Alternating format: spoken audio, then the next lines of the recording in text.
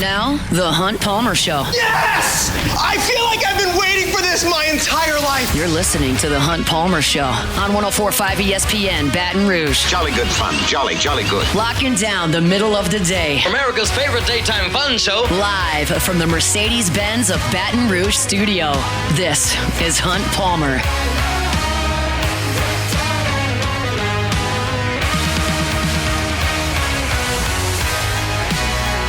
Welcome in. Hunt Palmer coming to you from the Mercedes-Benz of Baton Rouge studio downtown in the capital city on this Tuesday. Hope your work week's off to a good start. Appreciate you hanging out with us on 104.5 ESPN Baton Rouge. Jacob Beck and Cassie Spazzali back there on the ones and twos. LSU and Louisiana Lafayette from the box tonight. We will get you ready for that. Glen West to go 24/7, talking probably all three sports in this segment. That's just the way this time of year works. We'll talk to Glen about what he's seen on the football field. He was there as Joe Sloan met with the media today. We'll talk a little hoops as LSU's got a bunch of folks headed out in the transfer portal, and certainly some baseball with Glen as well. Lady Tigers got a win last night. They're headed to the Sweet 16. We'll talk about Kim Mulkey's team there. Mark Etheridge from D1 Baseball's SEC Extra team is going to be with us 1 hour from right now. Mark just basically toured the entire Southeast. I believe he saw 12 games in 11 ballparks in 11 days, had one doubleheader in Birmingham.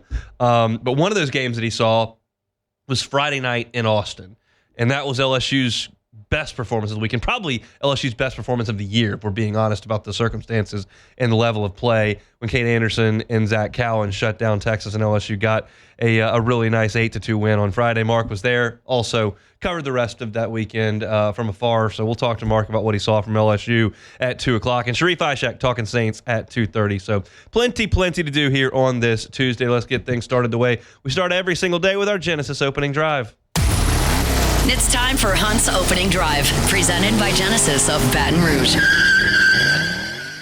Usually I go into a monologue here, and we'll get to that point, but let's toss it to Jacob Beck here first. Beck, you haven't been prepped on this, but I feel like you can handle it. How would you say that LSU's tight end has played the last 3 years? Well, Mason Taylor was pretty good. Probably the best, one of the best tight ends in school history. That's exactly what I'm looking for. Thank you, Jacob Beck, for chiming in. Okay. And that's what I think most every LSU fan, people that cover the team, would answer, and I would completely agree. Mason Taylor is the most productive tight end in the history of LSU football. And when you lose someone at any position across any sport that has been as productive as anyone else in that position in that sport, the reasonable expectation would be that once that player moves on, you're going to have a really hard time filling those shoes. And as I look at it closely and I start to look at statistics and then start to observe what LSU is going to try to do in Mason Taylor's absence, I don't think LSU is going to take a step back at all. At all. And I have a few reasons for that. Now, Joe Sloan met with the media today, and we're going to hear some of his thoughts on what he's seen from LSU's tight ends. But to kind of preface the conversation, you understand where LSU is at tight end. Trades Green returns, and you know that he's a freak of nature at 6'7" that can run and jump and literally play SEC basketball. You've got Bauer Sharp, who's a fifth-year college player, who's big and physical and a good athlete, who started as a college quarterback at Southeastern and transitioned to tight end there, and then went to Oklahoma and played in that abysmal offense last year, but did lead them in receiving. And you bring in Donovan Green as well, who had a really nice first season at Texas A&M before some injuries derailed his time there in College Station. But he comes back as a fourth-year college player, and then you got J.D. LaFleur, who will come in as a big physical tight end, and he's got pretty good pedigree. His dad was about as productive as Mason Taylor as a tight end at LSU. So that's what LSU has to work with moving on from Mason Taylor. Before you hear why I don't think LSU is going to step back at all at the tight end spot, let's hear what Joe Sloan believes to be his tight end room and how he feels that group is progressing right now in the spring. Adding in Bauer and Donovan, but Trades being back and the growth that he's had, the way he's practiced this spring as a complete player, he's pretty electric. So, and the way Bauer's come in, I think Coach spoke the other day, I saw where he made a comment about his mentality. I think that's been excellent for us. And Donovan's been a very experienced guy that has a level head and can kind of bring a calm, cool demeanor to the group. So I think there's a lot of different pieces that are exciting about that group. Those guys right now are working with Alex Atkins, who is the new position coach at tight end. You had Slade Nagel move on, and Alex Atkins moves in. Atkins has an offensive line and offensive coordinator background, but he's working with the tight end. And they're very much doing a lot of work in the running game, but certainly you're doing some work out on the perimeter as well. And I believe that you've got a really nice set of skills between the entirety of the group. Bauer Sharp physically resembles Mason Taylor to an extent. Mason Taylor, 6'5", 255. That's pretty much ideal size for a tight end. 6'5", 255 is that's plenty tall enough. That's plenty big a frame. And Mason Taylor had to grow into that over his 3 years at LSU, but he did and really looked the part. Bauer Sharp is listed at 6'5", 250. So basically exactly the same. And I think Bauer Sharp, as far as his athleticism goes, is similar to Mason Taylor. Mason Taylor wasn't a great leaper. He wasn't a straight line sprinter. I mean, he's a 3-star recruit coming out of high school. Now, he's got some pretty good genes. His dad's in the Hall of Fame. But just a solid player. And Bauer Sharp brings a lot of that without the productivity that Mason Taylor had at LSU. And then you got Trey'Dez Green, who is 6'7" and is an elite leaper and can run, is a little bit slender to get down there and block consistently like those guys do, but he's working towards that. And then you got Donovan Green, who is a big physical presence like Sharp would be and can certainly get in there and help in the run game. But what Joe Sloan has enjoyed is kind of the guys working together this spring, and that's what he talked about with Bauer Sharp and Trey'Dez Green.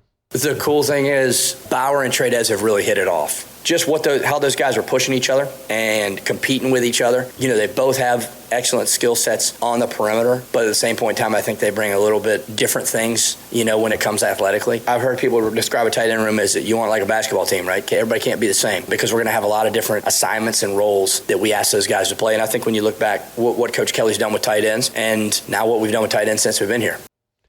And that's kind of the point, is that Brian Kelly has always had really productive tight ends, dating back to his time at Notre Dame where they were just churning those guys into the NFL. And you look at what Mason Taylor did over his 3 years at LSU. His freshman year, 36 catches, 348 yards, 1 touchdown. As a freshman. They really didn't have any other options, so they went with him. As a sophomore, Jaden Daniels wins the Heisman Trophy. What does Mason Taylor do that year? 55 catches, 546 yards, 2 touchdowns. Nothing crazy. He had about 4.5 catches per game, had about 10 yards per catch, about 45 yards per game. That's what Mason Taylor, I flipped that. That's what Mason Taylor gave you. I flipped the senior year and freshman year. They were backwards. But last year, so Mason Taylor last year in his final year at LSU, you're talking about a guy who had 546 yards and 2 touchdowns. He had a season where he averaged 4.5 catches per game and 45 yards per game. That's not astronomical. And when I think about Brian Kelly's offense and what the tight end does and the skill set that they have, like, you wouldn't consider Mike Leach's next quarterback to be someone who couldn't fill in for the next one. The next guy just stepped up and did it. And I think that's kind of what Brian Kelly's tight ends have done. Yeah, the guy that's walking out the door was super productive. You just find the next guy. And I think that Bauer Sharp brings a lot of the same traits that Mason Taylor did. And I think what Trey'Dez Green brings is something completely different, where the upside is just massive. Like, Mason Taylor had 6 touchdowns in his career at LSU. Trey'Dez Green had 2 in the bowl game. He's a matchup problem. I didn't consider Mason Taylor a matchup problem. I considered Mason Taylor an incredible option for his quarterbacks to go to, whether it was Jaden Daniels or Garrett Nussmeier. He was consistently open, caught everything around, was huge on third downs. But, I wouldn't consider him a matchup nightmare. Trey'Dez Green, that's a nightmare for defensive coordinators. And when you look at what this tight end group could be, you don't even have to just bet on the upside of Trey'Dez Green because you have Bauer Sharp coming in to help. Mason Taylor kind of had to do everything last year and the year before and the year before. Now you've got some versatility. And as Joe Sloan talked about there, it's like, yeah, you want it to be like a basketball team. You don't want everybody doing the kind of same thing. And that's what you've got. But Trey'Dez Green was the guy that he talked about last and basically said he can be really good. I think you see the emergence of Trey'Dez as we got through the second half of the season, and then you watch his growth this offseason. And I think he's going to speak to the development of this program. His attitude is infectious, man. I mean, his attitude, the way he attacks things, is infectious. He can be as good as he wants to be, and he continues to push every day to do that. I couldn't be more proud of him and excited about him being here. I've only spoken to Trey'Dez Green one time. And that one time that I talked to Trey'Dez Green was with a group of media when I pulled him off to the side in an exclusive interview. He was meeting with the media in the midweek. And he said during season, he's like, yeah, I'm working on blocking. I try to put a lot of work into that. And I took that seriously. Like, I think that he understood, yeah, I'm really good at running and jumping and catching. In high school, I could go outside and run. They couldn't run with me and jump, and they couldn't jump with me. But, that's not the case anymore. And so to be the best I can be at this position, I'm going to have to be a little bit better blocker. And that quote that he gave stuck with me. And then Brian Kelly said, leading up to the bowl game, when Mason Taylor opted out, and then Kamorian Pimpton got in the transfer portal, so all you had was Trey'Dez Green. He was the only tight end on the roster. And Brian Kelly said that he was, physically banged up because of the December of practice, because of how many run reps he was doing. And remember, LSU was basically breaking an entire new offensive line with Trey'Dez Green in there. So they had to rep a lot in the run game to get those guys ready to play against Baylor. And Trey'Dez Green went in there and didn't complain and got physical. And he's still not a great blocker by all accounts at this point. But he's willing. And that's the most important thing at this point. Because if you're not willing to try, if you're not willing to do it, then it's not going to work. Well, he's willing to try, and he's going to get better. And now he's got some help because Bauer Sharp and Donovan Green can certainly do it. And J.D. LaFleur is going to come in at 260 pounds. He may be able to. So I think that now that you've got a full position group there and not basically just Mason Taylor doing everything, I think you look at what Mason Taylor did, averaged about 500 yards and 2 touchdowns a year, and became the most productive player in the school's history at that position. Those two things don't sound like they go together. So if you just look at, he's the most productive tight end ever, you would think, they've got to take a step back there. But if you just consider what he actually did, which was great, it's very much attainable for this tight end group. And I think LSU's tight end play this year is going to be as productive as Mason Taylor was. You're just going to put all those numbers together as opposed to dropping them all in one player's lap. And I feel like that's not an unreasonable expectation that LSU would have really, really strong tight end production this year, even with maybe the best in school history moving on. That's my thought on the LSU tight end position group. I'll have a story up on it on LouisianaSports.net tomorrow as we kind of dive further into spring football. Joe Sloan met with the media today, so I've got a piece coming up on the running game later this afternoon on LouisianaSports.net, and then we'll go to tight ends tomorrow, but I wanted to open that way today. That's our Genesis opening drive. We'll take a timeout. When we come back, I've got a weird feeling about tonight's midweek game. I'll tell you why coming up next. The Hunt Palmer Show. You're listening to The Hunt Palmer Show on 104.5 ESPN, Baton Rouge.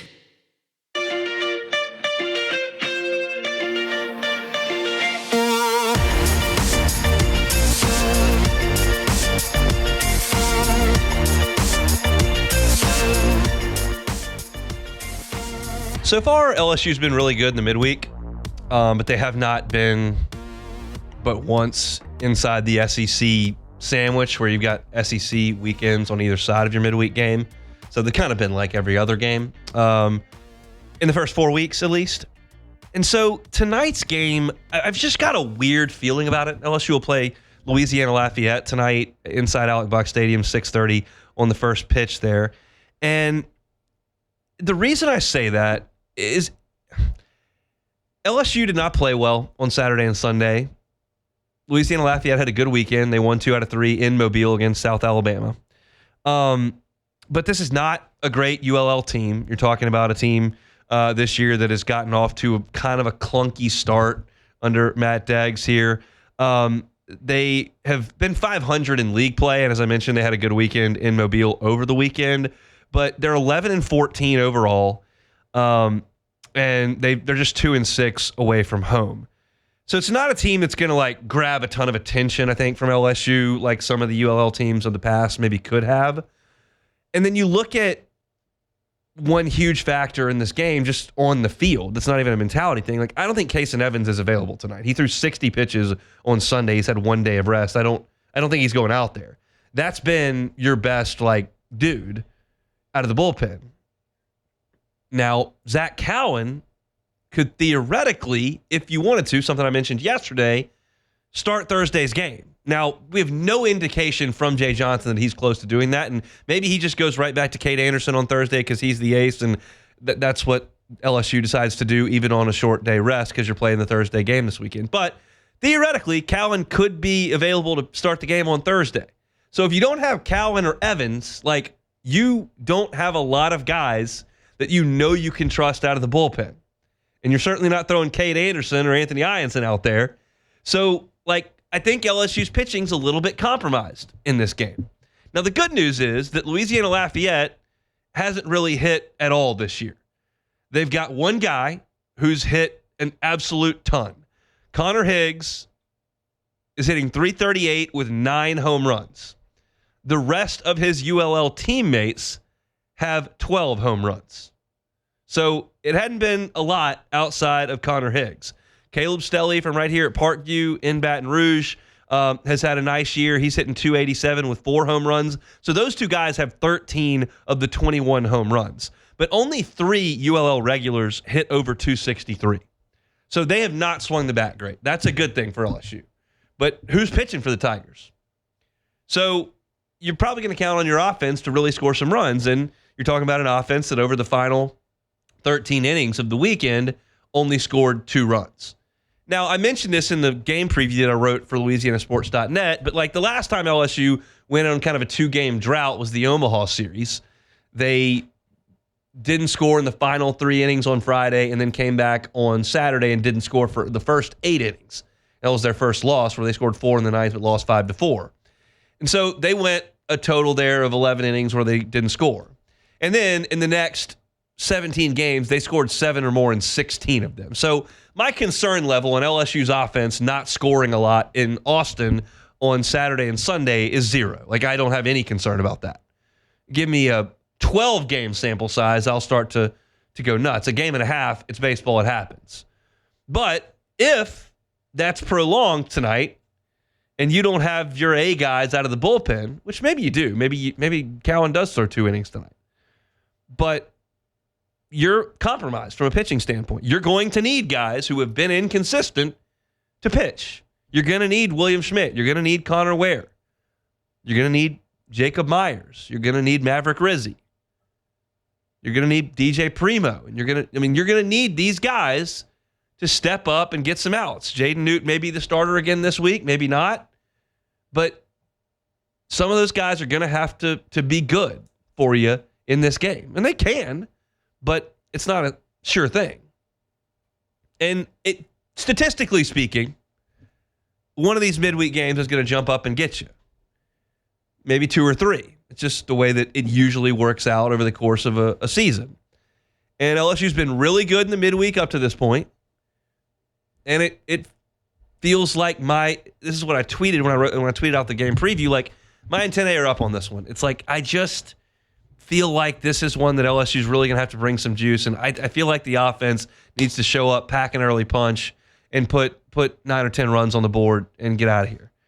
But if they are a little sluggish and kind of look the way they did against what was not elite pitching on Sunday, that's UTSA's former guy who's been in a bullpen in Riojas and then a freshman left-hander. Like, if you look like that against ULL, well, you got some issues. And the other thing about ULL is their offense, while I just laid out, they're not slugging and they're not outside of 2 guys, putting up gaudy numbers offensively. What they want to do is sack bunt and hit and run and steal. Connor Cuff is hitting 129 for this team.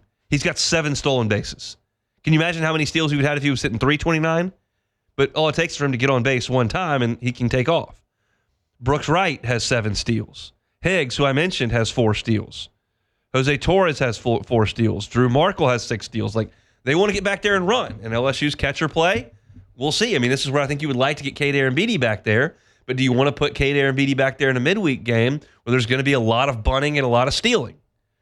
Maybe that's something for the veteran, but you caught Luis Hernandez for 3 games over the weekend. So we'll see how LSU wants to handle that. It's just it's an iffy matchup. And Jay Johnson has said this multiple times the last couple of years. LSU has scrimmaged ULL in the fall is one of their 2 allowed scrimmages. And he does that because he likes to play against a Matt Deggs team that does all of these quirky things, that will run a tricky first and third play, that will drop down safety squeeze bunts and suicide squeeze bunts, that wants to hit and run, that they're going to do some different things. And he wants his team to get exposed to that in an environment that doesn't matter all that much. And this time, it matters. So there's just a few aspects of this. LSU may go out there and win the game 13-2. They very well may. They're significantly better than ULL. Significantly. But for all those reasons, I haven't felt this way about a midweek game yet. But for all the reasons I just laid out, this one looks that way because you could usually, on a Tuesday, feel confident that, hey, if you need to throw Case and Evans for 35 pitches over 2 innings to kind of slam the door and solidify things, you can do that. And now you can't because he threw 60 on Sunday. So that security blanket is gone, and then you wonder what the thought process is with Cowan. So, again, like, LSU should win the game. If ULL comes out and beats LSU tonight, it's not going to stun me. There have been a lot better ULL teams that have come into the ballpark than this one. But there are just some factors that I've got my antenna up on. So I'll be watching. We'll see. ULL is going to start a left-hander in the game tonight. Let's see. His name is Andrew Herman. He has 7 appearances. Only 2 of them are starts to this point. 25 strikeouts in 28 innings pitched for Herman to this point. So that's some pretty good stuff. The question is, how long do they want him to go? They've got, obviously, conference games to deal with this weekend, and those are the most important things. He went 5 innings against South Alabama in a game that ULL won, and that was on, let me look. I have the date here, but I don't have the day of the week, so I want to make sure that I'm right on that. Yeah, so he pitched 5 innings on Friday and gave up 1 run on 5 hits, struck out 3. So we'll see how much they want to use him in the game. Maybe it's just a deal to get off to a good start to face Curiel and Jones and Dickinson, that they want one of their better guys out there. And then they go to the bullpen. Maybe they want him to go 4 or 5 innings. We'll see. But it's a spot where LSU's a little bit compromised from a pitching rotation. They need to come out and swing the bat. Against the left-hander, I think you'll see Ethan Fry in the lineup. I think that you'll probably see Michael Braswell in there as well. And then when a right-hander comes in, you may see Josh Pearson grab a bat. Maybe Tanner Reeves hits as well. We'll see. But LSU and ULL tonight at 6:30 from the box. You want to listen to that? As always, you can find it on our sister station, Eagle 98.1. 6 o'clock pregame show. Chris Blair and Doug Thompson on the call from the box this evening. We'll have a postgame story up at LouisianaSports.net, and we'll certainly be talking about it on tomorrow's show. LSU and ULL tonight from the box. Let's take a time out. When we come back, Glen West. We'll talk all 3 LSU sports with the senior writer at Go 24/7. That is next. The Hunt Palmer Show. Genesis of Baton Rouge. GenesisofBatonRouge.com is that website. Every car that is on the lot is online at GenesisofBatonRouge.com. Every new Genesis purchase comes with a 10-year, 100,000-mile warranty. And every new Genesis purchase comes with a 3-year complimentary maintenance package. And when they do maintenance at Genesis, they do valet maintenance. So you don't have to go to the dealership. You just give them a call, say, hey, it's time to get things touched up. We need the oil change. We need the air filter. Got to get the wipers redone and the wiper fluid, all that. Okay, we can do it. So they bring a car to you, take your car back to the dealership, handle the maintenance. You never lift a finger. They drive your car right back to you. It can't be any easier. It's a luxury vehicle. It's a luxury experience. It's all part of that experience. at Genesis of Baton Rouge. Start your buying process today at genesisofbatonrouge.com. Go see him airline at Piku, across from Women's Hospital. It's Genesis of Baton Rouge, genesisofbatonrouge.com. This is the Hunt Palmer Show on 104.5 ESPN, Baton Rouge.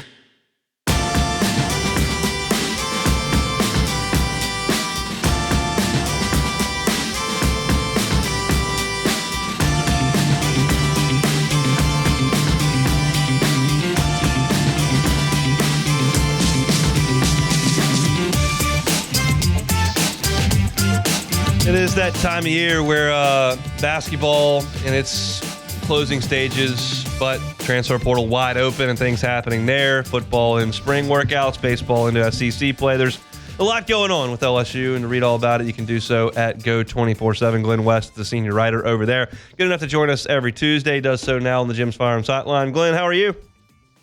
I'm doing great, hon. How about you? Doing good. Let's go baseball first. Tigers dropped their first weekend of the season against Texas over the weekend. What was the most concerning part of the 2 out of 3 loss to the Longhorns? Yeah, I mean, certainly the middle kind of there with the bullpen and just some of the mistakes that were made, I guess, early in the Sunday game as well. That Saturday game, I thought, was probably not the cleanest LSU has looked this year, but they certainly have a lot of work to do in terms of getting the right pieces in the right places. And I think that's kind of where you kind of learn a lot about yourself early in the season, because they haven't had to face competition like this at this point in the year. And so you're getting guys like William Schmidt and some of these other young pitchers who haven't pitched in the SEC, some of these early growing pains. And I think you got to have that in order to you got to go through the growing pains first in order to improve later down the road. And so we're 2 weeks into this thing in the SEC. I'm not hitting the panic button yet on anything with any of these guys. I mean, the LSU spent a ton of resources on this pitching staff to get it to where they feel like it can be a championship kind of roster. And you look at these guys and they're all pumping 95, 96, 97. How many of them can they whittle down here to be able to locate their off-speed pitches for strikes and really kind of get that fueled in the right direction to help complement what they have from a starting standpoint? Because I don't know that they're ready to make a change yet in that starting group with Shores and Ianson and Anderson. I think that they really feel like that those three are going to be guys that can compete for them in those kind of tough spots in the SEC going forward. Do you think that's the right decision? I think it is for now, because you look at the bullpen, and I'm not ready to take Zach Cowan or Kason Evans out of the bullpen right now, when those are literally the two guys that you can count on in terms of saving and getting you big outs late in games. So if you're telling me that a couple of these other guys are going to be able to mature and pitch some really big innings for LSU over the course of the next 4 or 5 weeks, and we're still talking about Shores and Ianson in particular, struggling to get out of the 4th, 5th innings, then yeah, I could see a situation there where they make a change. But I don't think we've reached that point yet. I think Cowan is a guy that, and Evans for that matter, as we saw on Sunday, are guys that can go 3 or 4 innings for you in closeout situations. And so if you're telling me that you get 4 innings out of Shores or you get 4 innings out of Ianson, but you're able to back them up with 3 or 4 innings of Evans and Cowan, then I think that's a situation that LSU is just going to have to kind of pitch through here over the next couple weeks until some of these other guys are able to start showing that they can consistently throw strikes and get big outs in the end of games. Of that group, you take out Cowan, you take out Evans, certainly the 3 weekend starters, and then you go to the rest of the group out of the bullpen. Who is a guy, one, that you think needs to take a bigger role and be more effective than he has been the last month? Yeah, I think William Schmidt has got to be at the top of the list for me. I mean, he's got tremendous upside, tremendous talent. just a guy that I think has the pitches. He's just got to find the location. He's got to be able to pitch in some more of these big time atmospheres to kind of really get comfortable and kind of, I think, settle down a little bit. I think it's been a little bit of a rocky start for him in that respect. So he's somebody that I think is going to have to be able to pitch big innings for you if you want to be the team you want to be this year. Another guy I would look towards is Connor Ware. He's had some okay moments, I think, in SEC play last week against Missouri. I think he pitched a total of 1.1 innings or 1.2 innings between the two games that he appeared in. Got all outs, didn't allow a hit or struck a couple guys out. Like, I think he's somebody that you're really going to need to rely on as well from a left-hander perspective. And the other one I'll throw out there is Connor Benj. Like, I think Connor Benj is going to have to be able to pitch much like he did this last weekend, get you out of some situations, some tough situations, but also be able to maybe extend into the next inning. Not be a guy that's only counted on for one or two big outs, but a guy that can get you one and a third or possibly two innings here and there. So I would probably label those three guys as ones that I'm looking at really hard that just need to be able to pitch consistently in some of these bigger environments.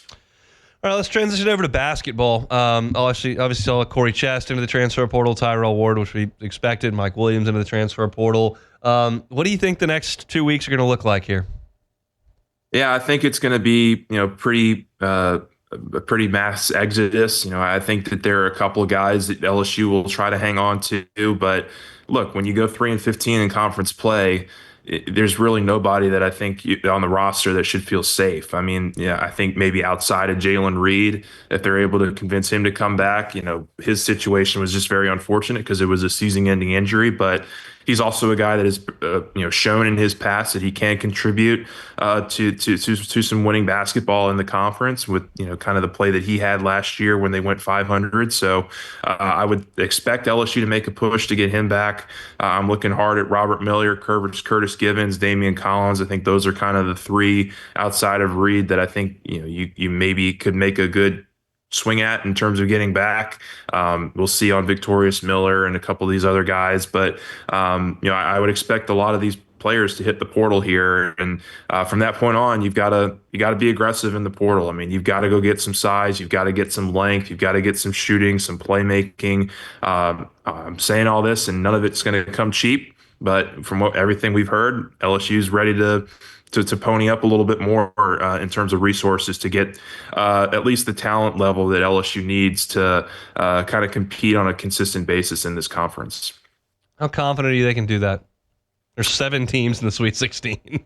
Yeah, it's a tough sell. I'm not even going to sit here and lie to you because it's a tough sell. I mean, all these other teams have money too. All these other teams have success that LSU hasn't been able to show over the last 3 years. So I think they're just going to have to be really mindful of the evaluation process and the players that they target in the portal and making sure that it's a good blend of guys that are kind of highly ranked, but also maybe are a little bit maybe under the radar of other programs. I'm not really sure how that process goes, but they're going to have to be really diligent in their evaluation process is what I'd say to that, because you're going to have to probably add 6 or 7 transfers over the next month or so. And I can't imagine any of them can be swings and misses. Like, you've got to be able to at least get some competent players in here that can not only help you, win more games in the SEC, but potentially get you into the SEC, into the NCAA tournament, because that's where this program is right now. Like, they have to get into a tournament type of picture next year, or some major questions get raised. Glen West, the senior writer over at Go 24/7. Let's talk a little football to close thing out here. Anything that has caught your eye over 2 weeks of spring? I know you all met with Joe Sloan earlier today as well.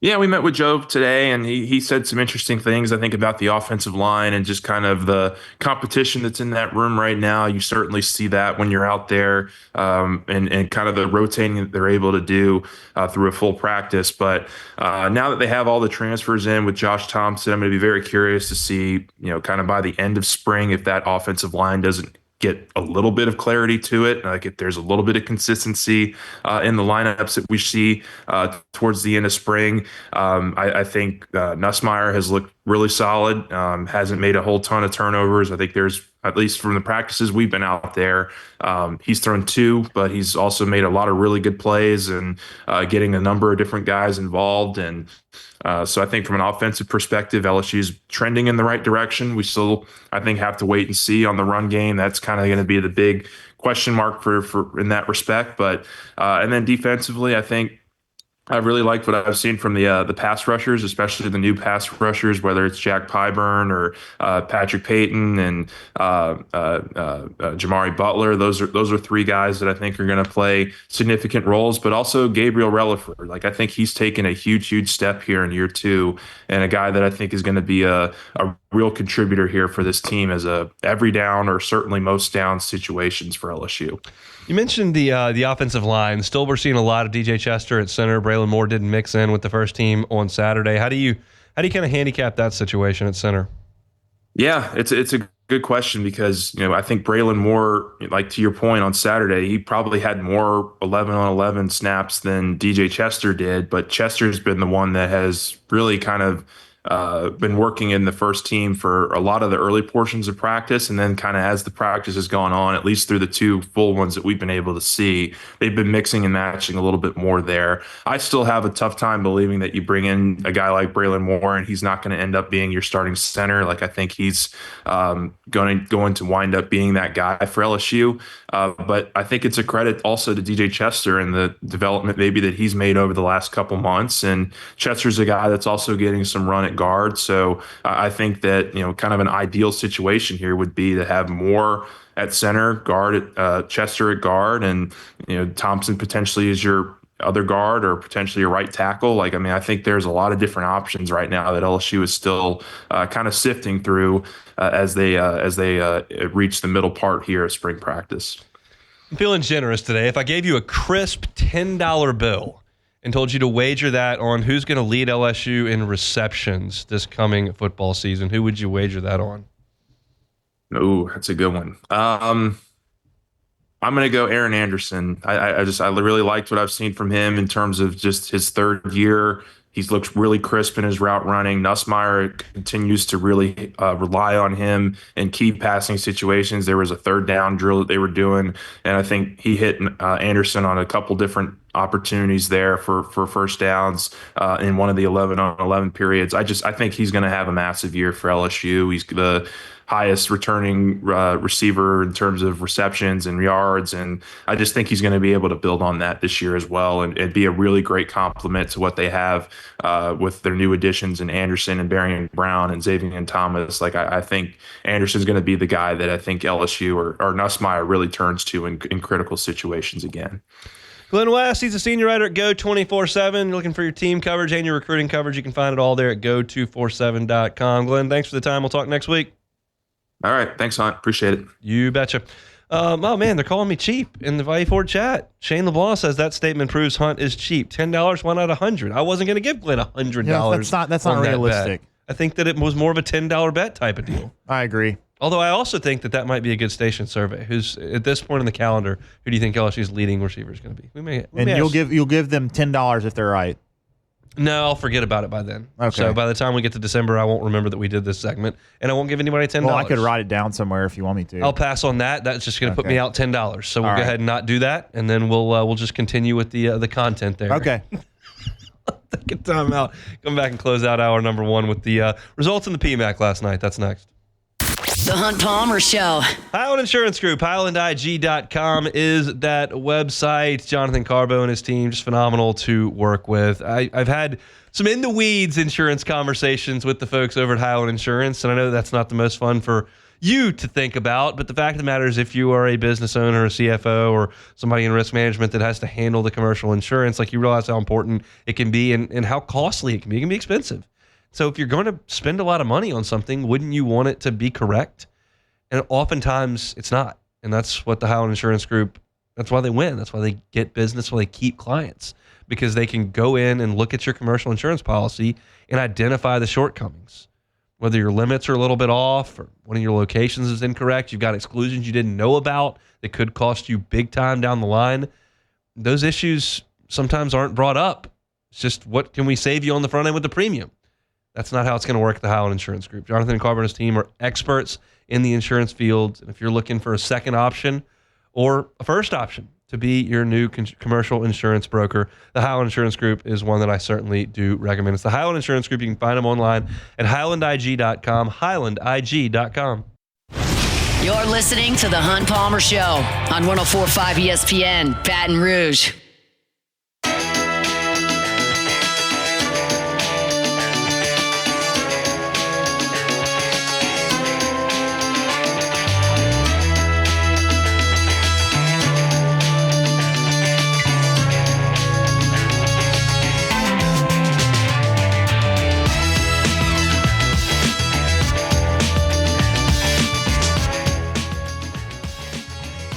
Not a lot of drama in the Assembly Center last night. There wasn't the first half. First half, it was a 1-point game. It was. And then the third quarter happened. Yeah. I mean, it scored 101 points in a second-round game. Like, in the first round, it gets a little out of hand. I saw UConn. At one point, there was a live line on UConn in the first round. It was like 81.5. I think they won by 79. So sometimes in the women's tournament, the first round can get a lot of hand.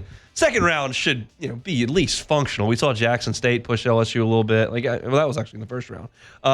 But last night, my goodness, for LSU to go out there and win the game by 30 points, and that was 30 points with the nation's leading scorer in Tanea Latson getting 30 points, but LSU was just on fire. You figure you're going to potentially get that kind of stuff from Michaela Williams and Anissa Morrow, and they were phenomenal. Michaela Williams, 10 of 12 from the floor, made all 3 of her threes, scored 28 points. Anissa Morrow chipped in with 26 points.